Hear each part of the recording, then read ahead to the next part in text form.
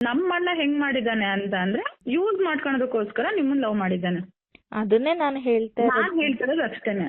ಆಯ್ತು, ಯೂಸ್ ಮಾಡಿ ನೀವು ಅವನನ್ನ ತುಂಬಾ ಆಳವಾಗಿ ಲವ್ ಮಾಡಿದೀರಾ, ಅದನ್ನ ನಾನು ಒಪ್ಕೊಳ್ತೀನಿ. ನೀವು ಇಷ್ಟೆಲ್ಲ ಮಾಡ್ತಿದ್ದೀರಾ ಅಂತ ಅಂದ್ರೆ ನಮ್ಮ ಅಣ್ಣನ ಆಳವಾಗೇನೆ ಲವ್ ಮಾಡಿದೀರಾ. ತೀರಾ ನೀವು ಆ ತರ ಎಲ್ಲ ಟೈಮ್ ಪಾಸಿಗೆ ಹಂಗಾದ್ರೆ ನೀವು ಇವನೆಲ್ಲ ಇನ್ನೊಬ್ಬ ಅನ್ಕೊಂಡು ನೀವು ಸುಮ್ನೆ ಹೋಗ್ಬೋದಿತ್ತು. ಬಟ್ ನೀವು ಅವನ್ನ ಆಳವಾಗಿ, ಬಟ್ ಅವ್ನು ನಿಮ್ಮನ್ನ ಹೆಂಗೆ ಅಂದ್ರೆ ಯೂಸ್ ಮಾಡ್ಕೊಂಡಿದ್ದಾನೆ, ಅದು ನನಗೆ ಗೊತ್ತಾಯ್ತು. ಬಟ್ ಅದು ಅವ್ನು ಯೂಸ್ ಮಾಡ್ಕೊಂಡಿದ್ದಾನೆ ಅಂದಾಗ ನೀವ್ ಅದನ್ನ ರಿಯಲೈಸ್ ಮಾಡ್ಕೊಬೇಕಲ್ವಾ. ಅವನೀಗ ಹಿಂಗ್ ಯೂಸ್ ಮಾಡ್ಕೊಂಡಿದ್ದಾನೆ, ನನ್ ಮತ್ತೆ ಹೆಂಗೆ ನನ್ ಲೈಫ್ ಫ್ಯೂಚರ್ ಹೆಂಗ್ ಮಾಡ್ತಾನೆ ಇವನು ಅನ್ನೋದು. ಆ ಕಾರಣಕ್ಕೆ ಅಲ್ವಾ ನಾನು ಹೇಳ್ತಾ ಇರೋದು. ಸರಿ, ಈಗ ಆಗೋಗ್ಬಿಟ್ಟಿದೆ. ನಾನು ನಿಮ್ಮ ಅಣ್ಣನಿಂದ ಯಾವ್ದೇ ತರ ₹1 ಎಕ್ಸ್ಪೆಕ್ಟ್ ಮಾಡ್ಲಿಲ್ಲ, ನಾನು ಏನು ಕೇಳಿಲ್ಲ. ನಾನು ಈಗ ಹೇಳೋದು ಅಷ್ಟೇನೆ, ನಿನ್ನಿಂದ ನನ್ಗೇನು ಕೊಡ್ಸೋದು ಬೇಡ, ಏನು ಬೇಡ, ನೀನ್ ನನ್ ಜೊತೆಲಿ ಇರೋ, ನಾನೇ ನೋಡ್ಕೊಂತೀನಿ. ನಿಂದ ಏನೈತೆ ಸಾಲ ಪಾಲ ನಾನೇ ತೀರಿಸ್ಕೊಂತೀನಿ. ನಿಂಗೆ ಅಮೌಂಟ್ ಬೇಕಾ ಕೇಳು, ನಾನೇ ದುಡ್ಡು ಕೊಡ್ತೀನಿ. ಇನ್ನೇನ್ ಹೇಳಕ್ ಸಾಧ್ಯ? ಸರಿ, ಈಗ ಬಲವಂತದಿಂದ ಮದ್ವೆ ಆಗಿರ್ತೀರ ಅಂತ ಅನ್ಕೊಳ್ಳಿ. ಬಲವಂತದಿಂದ ಮದ್ವೆ ಆಗ್ತೀರಾ, ಅವ್ನ ಇಷ್ಟ ಇಲ್ಲ ಅಂದ್ರೂ ಕೂಡ ನೀವು ಕೋರ್ಟು ಕಚೇರಿ ಪೊಲೀಸ್ ಸ್ಟೇಷನ್ ಅಂತೆಲ್ಲ ಹೋದ್ರಿ, ಮದ್ವೆ ಆಯ್ತು ಅಂತ ಅನ್ಕೊಳ್ಳಿ. ನಾನು ಹೇಳ್ತೀರಾ, ನಾನು ಮಾತಾಡಿದ್ರೆ ನೀಟಾಗಿ ಕೇಳಿಸ್ಕೊಳ್ಳಿ. ಮದ್ವೆ ಆಯ್ತು ಅಂತ ಅನ್ಕೊಳ್ಳಿ, ಅವ್ನ ಅದು ಇಷ್ಟ ಇಲ್ದರನೆ ಮದ್ವೆ ಆಗಿ ಆಮೇಲೆ ಮತ್ತೇನಾದ್ರೂ ಹೆಚ್ಚು ಕಮ್ಮಿ ಮಾಡ್ಕೊಂಡ ಅಂತ ಅನ್ಕೊಳ್ಳಿ. ನೀವು ಇರಲ್ಲ, ನನಗ್ ಗೊತ್ತಾಯ್ತು ಅವ್ನ ಆತರ ಎಲ್ಲ ಮಾಡ್ಕೊಂಡ್ರೆ ನೀವು ಇರಲ್ಲ, ಗೊತ್ತಾಯ್ತು. ನಮ್ಮ ಅಮ್ಮ ಅಪ್ಪ ಅಮ್ಮ ಅವರು ಕಷ್ಟಪಟ್ಟು ಸಾಕಿರ್ತಾರೆ ಅಲ್ವಾ, ಕಷ್ಟಪಟ್ಟು ಸಾಕಿರ್ತಾರೆ. ಅವರು 30 ವರ್ಷ ಸಾಕಿದ್ದಾರೆ ಅವನಿಗೆ. ಇವಾಗ ಏಜ್ ಅವನಿಗೆ 30 ವರ್ಷದಿಂದನೂ ಕಷ್ಟಪಟ್ಟೇನೆ ಸಾಕಿರೋದು ಅವನ್ನ. ಈಗ ಅವರಿಗೆ ಒಂದು ಆಸೆ ಕನಸು ಇಟ್ಕೊಂಡಿರ್ತಾರೆ, ನಮ್ಮ ಮಗ ನಮ್ಮನ್ನ ಜೀವನದಲ್ಲಿ ಸಾಕ್ತಾನೆ, ಆ ಇಂಟೆನ್ಷನ್ ಅಲ್ಲೇನೆ ಅವರು ಅವನ್ನ ಸಾಕಿರ್ತಾರೆ. ಅದು ಅವರಿಗೆ ಮೋಸ ಆದಾಗ ಎಷ್ಟು ಬೇಜಾರಾಗುತ್ತಲ್ವಾ.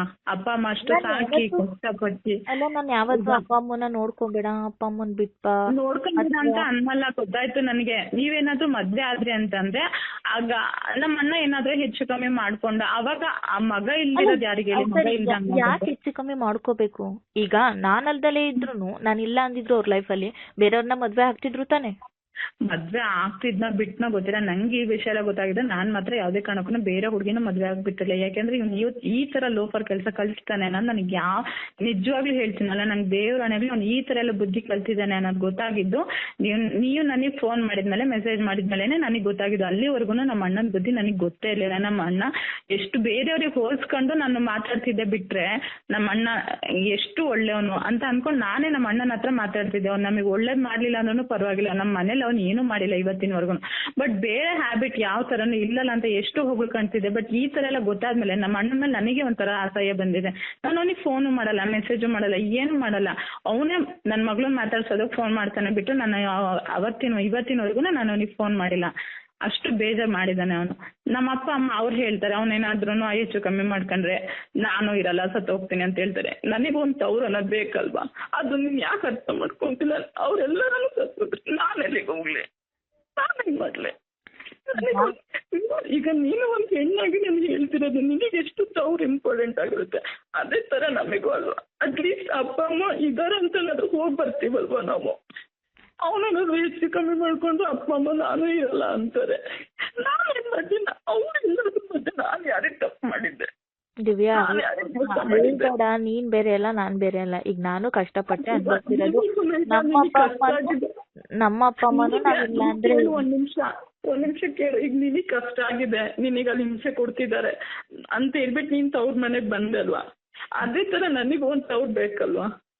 ಈಗ ಅವ್ರ ಅಪ್ಪ ಅಮ್ಮನೂ ಇರಲ್ಲ, ಅಣ್ಣನೂ ನಾನು ಅವಳನ್ನ ಮದ್ವೆ ಆದ್ರೂ ಸಾಯ್ತೀನಿ ಅಂತ ಹೇಳ್ತಾನೆ. ನಾನೇನ್ ಮಾಡಿದ್ದೆ ಇವ್ರೆಲ್ಲದ್ರ ಮಧ್ಯೆ? ನನಗೆ ಯಾಕೆ ಈ ತರ ಆಗ್ತಿದೆ? ಇಷ್ಟು ಕಷ್ಟಪಟ್ಟು ಹೆಂಗೋ ಜೀವನ ಕಟ್ಕೊಂಡಿದ್ದೀನಿ. ನಮ್ಮ ಅಪ್ಪ ಅಮ್ಮ ಅಂತೂ ಅವ್ನ ಜೀವ ಇಟ್ಕೊಳಲ್ಲ ಅಂತ ಹೇಳ್ತಾನೆ. ಡೈಲಿ ಬಂದು ನಾನಂತೂ ಜೀವ ಇಟ್ಕೊಳಲ್ಲ ಅಂತಾನೆ. ಅವನಿಲ್ಲ ಅಂದ್ರೆ ನಾನು ಇರಲ್ಲ ಅಂತಾರೆ. ನಾನೇನ್ ಮಾಡ್ಲಿ? ನನಗೊಂದು ತವ್ರು ಅನ್ನೋದು ಆಸೆ ಇರುತ್ತೆ ಅಲ್ವ, ಹೋಗೋದಕ್ಕೆ ಬರೋದಕ್ಕೆ. ನಾನು ಅವರಿಂದ ₹1 ಏನು ಎಕ್ಸ್ಪೆಕ್ಟ್ ಮಾಡಲ್ಲ. ಅಟ್ಲೀಸ್ಟ್ ಒಂದು ಹೋಗಿ ಬರೋದಕ್ಕಾದ್ರೂ ಒಂದು ಮನೆ ಅನ್ನೋದು ಬೇಕಲ್ವ ನನಗೆ? ಈಗ ನಿಮ್ ಅಣ್ಣನ ನೀನ್ ಕೇಳ್ಬೋದಿತ್ತಲ್ಲ, ಯಾವ ರೀಸನ್ಗೋಸ್ಕರ ಬೇಡ ಅಂತಿದ್ಯಾ ಅವಳನ್ನ, ಯಾಕೆ ಅಂತನಾ ಕೇಳ್ಬೋದಿತ್ತಲ್ಲ. ನಾನು ಅವನ್ನ ಕೇಳ್ದೆ, ನೀನು ಇಷ್ಟ ಇಲ್ಲ ಅಂದವನು ಏನಕ್ಕೆ ಈ ತರ ಎಲ್ಲ ಮಾಡ್ದೆ? ಗೊತ್ತಾಗಲ್ವಾ ನಿನಗೆ? ಒಂದು ಹೆಣ್ಣಿನ ಲೈಫ್ ಜೊತೆ ಆಟ ಆಡಿದ್ಯಲ್ಲ, ಅಷ್ಟು ಗೊತ್ತಾಗಲ್ವ? ನಾನು ಇಷ್ಟು ಬೈದಿದ್ದೀನಿ ಅಂದ್ರೆ ನಾನು ನಿನ್ನ ಹತ್ರ ಆ ಥರ ಮಾತಾಡಿ ಅಷ್ಟು ಬೈದಿದ್ದೀನಿ, ಅದಕ್ಕಿಂತ 2 ಪಟ್ಟು ನಾನು ಅವ್ರಿಗೆ ಬೈದಿದ್ದೀನಿ. ಅವನ ಹತ್ರ ಮಾತಾಡಿದ್ದೆ, ಏನೂ ಮಾತಾಡಲ್ಲ, ಸುಮ್ಮನೆ ಆಗ್ತಾನೆ. ಅವಾಗ ಹೆಂಗ್ ಅನ್ಸುತ್ತೆ ಗೊತ್ತಾ?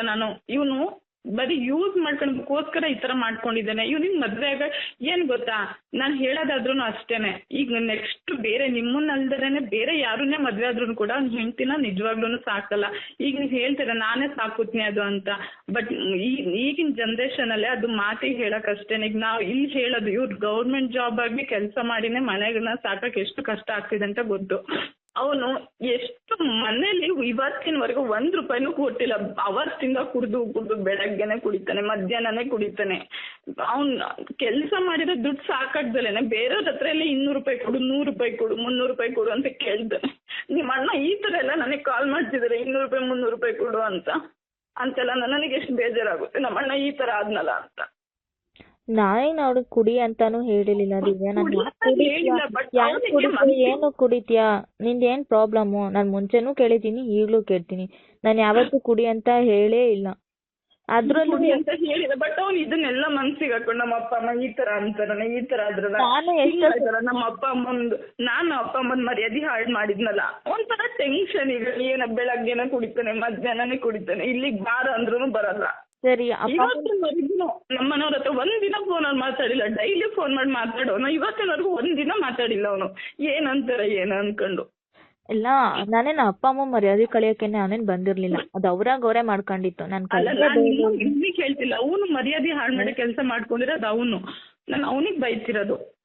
ಈಗ ಊರಲ್ಲಿ ಪರಿಸ್ಥಿತಿ ಹಿಂಗಾಗುತ್ತೆ. ಅಪ್ಪ ಅಮ್ಮ ಇಷ್ಟಿನ ಊರಲ್ಲಿ ಹಿಂಗ್ ಜೀವನ ಮಾಡಿದ್ರು, ನಾನು ಅದನ್ನ 1 ನಿಮಿಷದಲ್ಲಿ ಹಾಳು ಮಾಡೋದ್ ಬೇಕಂತ ಅವನಿಗೆ ಬೇಕಿತ್ತದು. ನಾನು ಅದನ್ನು ತರ ಇದಿತ್ತು, ನಾನೇ ಬೇಕು ನಿಂಗೆ ತರ ಅಂದಿದ್ರೆ ನಾನು ನಿನ್ ಸವಾಸಕ್ಕೆ ಬರ್ತಿರ್ಲಿಲ್ಲ. ನಿನ್ ಪಾಡಿ ನೀನ್ ಇರ್ತಿದ್ದೆ ತಾನೆ. ಮುಂಚೆನೆ ಹೇಳಕ್ ನಿನಗೆ ಏನಾಗಿತ್ತು ಅಂತ ನಾನು ಅದನ್ನೇ ಅವ್ರಿಗೆ ಕೇಳೋದು ಯಾವಾಗ್ಲೂನು. ನಾನು ಅದನ್ನೇ ಹೇಳೋದು. ಇವನ್ ತಲೆಯಲ್ಲಿ ಏನಿತ್ತು, ಇವನ್ ತಲೆಯಲ್ಲಿ ಹೊಟ್ಟೆಗೆ ಅನ್ನ ತಿಂತೀನಿ, ಈಗ ಇಷ್ಟ ಇಲ್ಲ ಅಂದೋನು ಏನಕ್ಕೆ ಇವನು ಈ ತರ ಎಂತ ಲವ್ ಮಾಡೋ ನಾಟಕ ಮಾಡ್ಬೇಕಿತ್ತು ಅಂತ ನಾನು ಅವನನ್ನೇ ಬೈಯೋದು. ನಿಮ್ಮನ್ನ ಇದುವರೆಗೂ ನಾನು ಯಾವತ್ತೂ ಬೈದಿಲ್ಲ. ನಾನು ಅವ್ರ ಸಿಟ್ಟಿಗೆ ಬೈದಿದ್ದೀನಿ ಬಿಟ್ರೆ ಮತ್ ನಾನು ಬೈದಿರೋದು ನಮ್ಮ ಅಣ್ಣನೇ. ಅವ್ರು ಇಷ್ಟೆಲ್ಲ ಮಾಡ್ತಿದಾರೆ, ಇಷ್ಟೆಲ್ಲ ಫೋರ್ಸ್ ಮಾಡ್ತಿದಾರೆ ಅಂದ್ರೆ ಅವ್ರು ಯಾವ್ದು ಇಷ್ಟೆಲ್ಲ ಅವ್ರು ಬಂದು ಮಾನ ಮರ್ಯಾದೆ ಕಳ್ಕೊಳ್ಳೋ ಕೆಲಸ ಮಾಡಿದ್ದಾರೆ ಅಂತಂದ್ರೆ ಅದು ಇವನಿಂದಾನೇ ಕಾರಣ. ಇವನು ಆತರ ಮಾಡಿರೋದು, ಅಷ್ಟು ಲವ್ ಮಾಡಿರೋದಕ್ಕೇನೆ ಇವನು ಅವ್ರು ಅಲ್ಲಿಂದ ಇಲ್ಲಿವರೆಗೂ ಬರೋ ಕಾರಣ ಆಗಿದೆ. ಇಲ್ಲ ಅಂತಂದಿದ್ರೆ ಅವ್ರು ಅಲ್ಲಿಂದ ಇಲ್ಲಿ ಬರೋ ಅವಶ್ಯಕತೆ ಇರ್ತಿರ್ಲಿಲ್ಲ ಅಂತ ನಮ್ಮ ಅಣ್ಣನೇ ಬೈಯೋದು. ನಮ್ಮ ಅಪ್ಪ ಅಮ್ಮನಿಗೆ ಹೇಳೋದಾದ್ರೂ ಅಷ್ಟೇ. ನಾನ್ ಫೋನ್ ಮಾಡಿದ್ರು ಪಿಕ್ ಮಾಡಲ್ಲ ಅವನು. ಅವ್ನ್ ಫೋನ್ ಮಾಡಿದ್ರೆ ಏನಾದ್ರು ಅದು ಮಾತಾಡಿದ್ರೆ, ಈ ವಿಷಯ ಮಾತಾಡಿದ್ರೆ ಫೋನೇ ಕಟ್ ಮಾಡ್ತಾನೆ ಅವನು. ಅಲ್ಲ, ಮುಂಚೆ ಎಲ್ಲ ನನಗೆ ಅದನ್ನೇ ಹೇಳ್ತೀನಿ, ನಮ್ಮ ಮನೇಲಿ ಒಪ್ಪಲ್ಲ, ನಾನು ಒಪ್ಸ್ತೀನಿ, ಮದ್ವೆ ಮಾಡ್ಕೊಂತೀನಿ, ನೀವ್ ಬಿಟ್ಟು ನನ್ ಕೈಲಿ ಇರಕ್ಕಾಗಲ್ಲ, ನಾನು ಸತ್ತೋಗ್ತೀನಿ. ಈಗ್ಲೂನು ನಾನು ಕೆಲವೊಂದು ಕಾಲ್ ರೆಕಾರ್ಡಿಂಗ್ ಕೇಳಿಸ್ಕೊಂಡ್ರೆ ನನಗೆ ಹುಚ್ಚಿಡಿಯುತ್ತೆ. ಅದೇ ನಾನು ಹೇಳ್ತಿರೋದು. ಅವನು ಏನಕ್ಕೋಸ್ಕರ ನಿಮ್ಮನ್ನ ಯೂಸ್ ಮಾಡ್ಕೊಳೋದಕ್ಕೋಸ್ಕರ ಅವ್ನು ಆತರ ಹೇಳಿರೋದು. ನಾನು ಮದ್ವೆ ಆಗ್ತೀನಿ, ಅಪ್ಪ ಅಮ್ಮ ಒಪ್ಲಿಲ್ಲ ಅಂದ್ರೂ ಮದ್ವೆ ಆಗ್ತೀನಿ. ಆತರ ಎಲ್ಲ ನಾನು ಹೇಳ್ದೆ ನೋಡು, ನನ್ಗೂ ನಿನ್ಗೂ ಆಗ್ಬರಲ್ಲ, ನಿನ್ ಪಾಡಿ ನೀನ್ ಇರು, ನಿಮ್ಮಪ್ಪ ನಿಮ್ಮಮ್ಮ ನೋಡಿರೋ ಹುಡುಗಿ ಮದ್ವೆ ಮಾಡ್ಕೊಂಡ್ ಚೆನ್ನಾಗಿರು ಅಂತ ಯಾವಾಗ ಹೇಳ್ದೆ ಅಂದ್ರೆ ಅವ್ನ್ ಬರ್ತಡೇ ಹಿಂದಿನ ದಿನಾನೇ ನಾ ಹೇಳ್ದೆ, ನನ್ಗೂ ನಿನ್ಗೂ ಆಗ್ಬರಲ್ಲ, ನನ್ ಸವಾಸ ಬೇಡ ಅಂತ. ಎಲ್ಲ ಆದ್ಮೇಲೂ ನಾನು ಹೇಳ್ದೆ ಅಂದಾಗ ಅವ್ರು ಅದನ್ನ ಅರ್ಥ ಮಾಡ್ಕೋಬೇಕಿತ್ತು. ಅವತ್ತು ಹಂಗೆ ಅಂದ್ರು, ಇಲ್ಲ ನೀನ್ ಇಲ್ಲ ಅಂದ್ರೆ ನಾನು ಸತ್ತೋಗ್ತೀನಿ ಅಂತಂದ್ರು.